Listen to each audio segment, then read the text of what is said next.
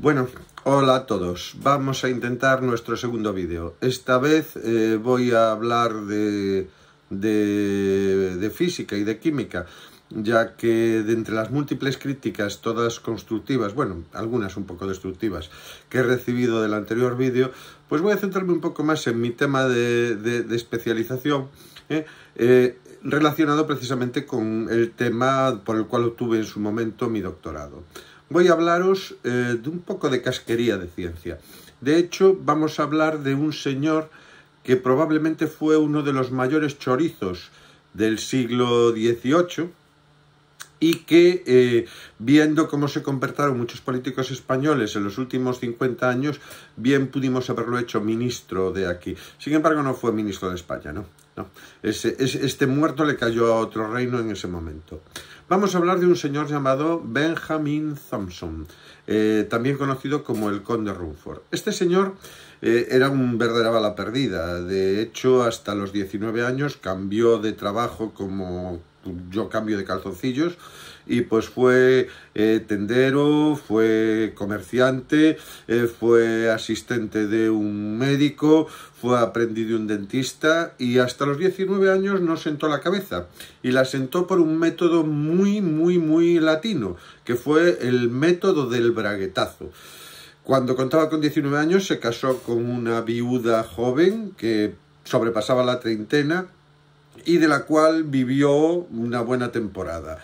La viuda tenía compañía y él le quemaba su pecunio. Supongo que aparte también haría uso del matrimonio, pero bueno, eso no es un tema que nos concierne en este momento. Lo que nos concierne es que a esa corta edad, es decir, antes de cumplir los 40, ya el niño daba un pálpito de futuro prometedor. De hecho, estalló la Guerra de Independencia de los Estados Unidos de América, y a pesar de que él era oriundo de una de las 13 colonias, decidió ser fiel al rey de Inglaterra, y después de acaparar toda la información que pudo, espiar para los ingleses, en un momento dado, cuando lo habían cazado, huye en plan película de Hollywood, atraviesa las líneas del ejército continental y se une a los ingleses. Allí ya luchó con ellos, y además trabajó para el ejército en temas relacionados con la ciencia. La verdad es que él tenía una fijación bastante interesante sobre un tema que trajo de cabeza a la ciencia durante siglos, que era el calor.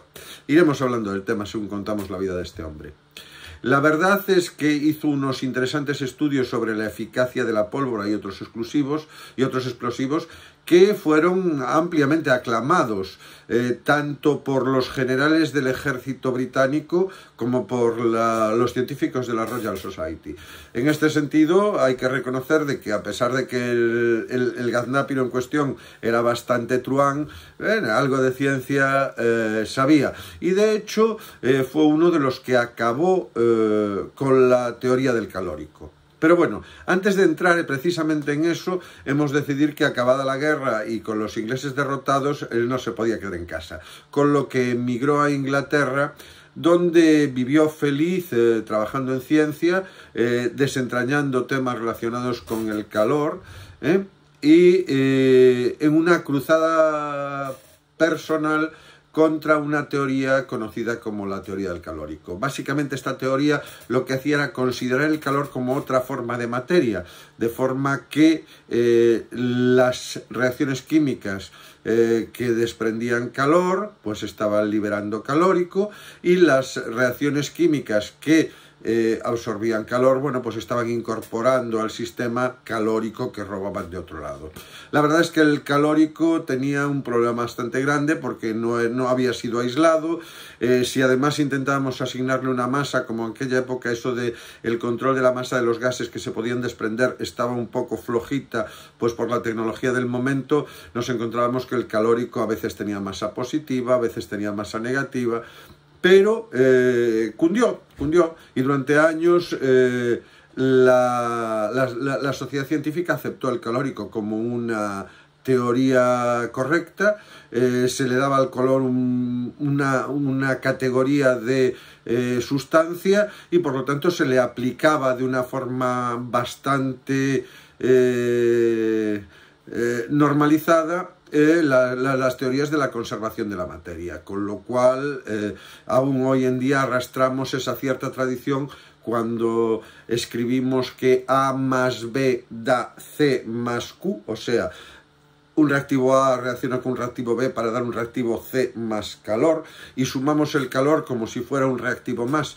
Bueno, pues esto es una reminiscencia de la difunta teoría del calórico.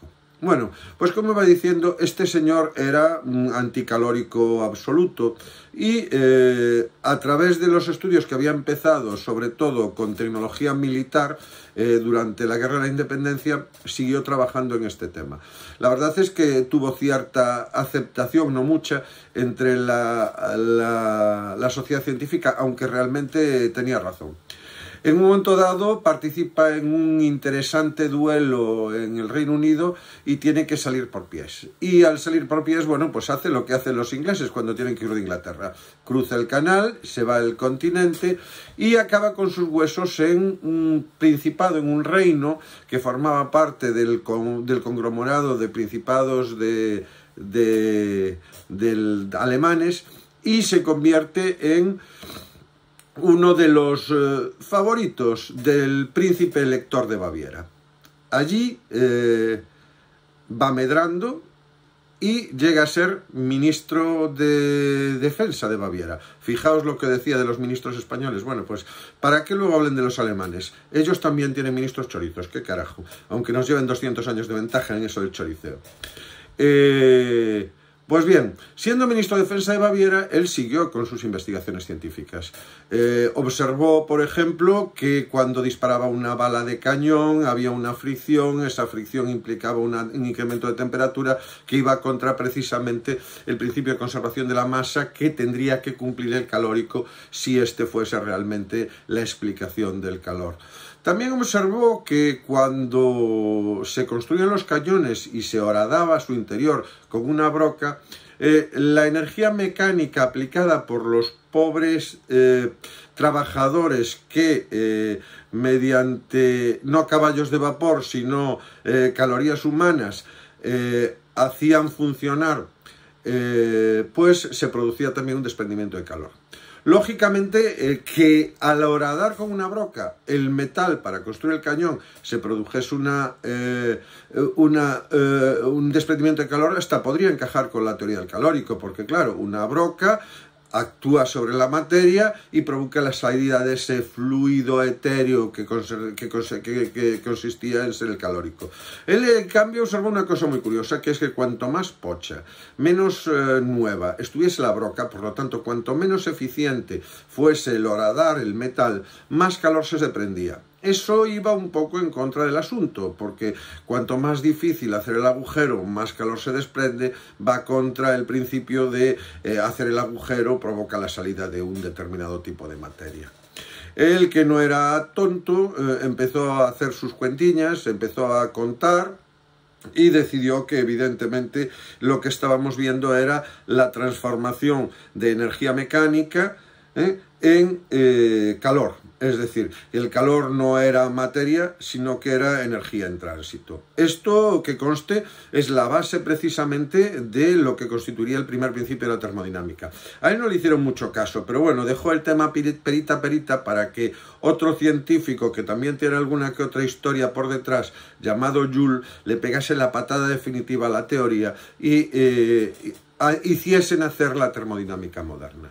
Pero bueno, aparte de estos experimentos, el tema de la dirección del ejército de Baviera debía ser bastante aburrido, porque en un momento dado él decide que Baviera es un sitio sin demasiadas juergas, ya sabéis, el horario alemán, mucha salchicha, cerveza abundante, pero lo de buenos vinos y bebidas espirituosas ni hablar, con lo que sale por pies. Eso sí, De la misma forma que había limpiado el pecunio de su primera mujer, la viuda, la que había dejado tirada en Estados Unidos cuando espió para los ingleses y desertó de las líneas continentales y se fue con el ejército lealista, pues hizo lo mismo con el elector de Baviera. A él básicamente lo que hizo fue trincarle el presupuesto de un año del Ministerio de Defensa. Evidentemente salió por pies, pasó a Francia, allí se casó con la viuda de Lavoisier, otra mujer que era bastante rica, por lo tanto hizo incrementar su cuenta corriente de forma significativa. Interesante el hecho de que eligiese a la viuda de Lavoisier, porque la viuda de Lavoisier era un químico afamado, aunque olvidado, cuyo marido Lavoisier pasó a la historia precisamente por la implantación de las leyes de Lavoisier.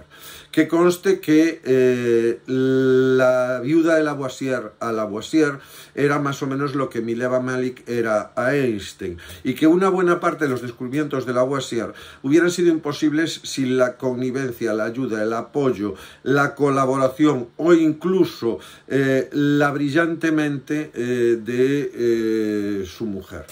Aunque claro, desgraciadamente, y aunque podamos decir que en ciencia somos muy progres, porque la única persona con 2 premios Nobel serios, o sea, uno de física y uno de química, es Marie Curie, la verdad es que hemos ignorado a muchas investigadoras, a muchas científicas, a muchas inventoras, cuyo borrado pues es una asignatura pendiente de la ciencia.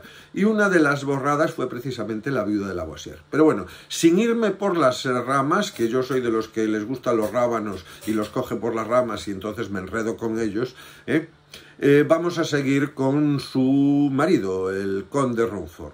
Que conste que lo de conde se lo había dado el príncipe elector de Baviera un poco antes de salirle corriendo con el presupuesto del Ministerio de Defensa. Vale, lo de Rumford viene de que era el nombre holandés del pueblo donde había nacido en Estados Unidos. Más coña todavía, teniendo en cuenta que conspiró y espió contra los intereses de ese naciente país, de ese naciente estado.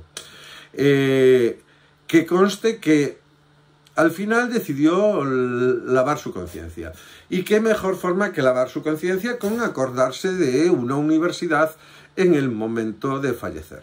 Con lo que en su testamento dejó dinero para que Harvard, sí, la de Harvard a la vaca, que le regaló el título al insigne jefe de la oposición, pues crease una cátedra de física. Una cátedra de física que, por cierto, aún existe, la cátedra Rumford. Se calcula que este señor, a lo largo de su vida, tangó, robó o descuidó del dinero de sus distintas esposas la cantidad de 10 elevado a 8, es decir, un 1 seguido de 8 ceros, de dólares de la época. 10 elevado a 6 sería el millón.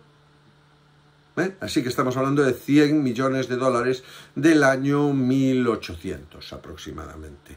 Fijaos que era mucho más eficaz que Roldán o que cualquiera de los otros chorizos hispanos que rondaron en los años 90 por España. A ver, lo de Rato y Bankia batió todos los récords, entonces ese casi no lo vamos a meter en la comparativa.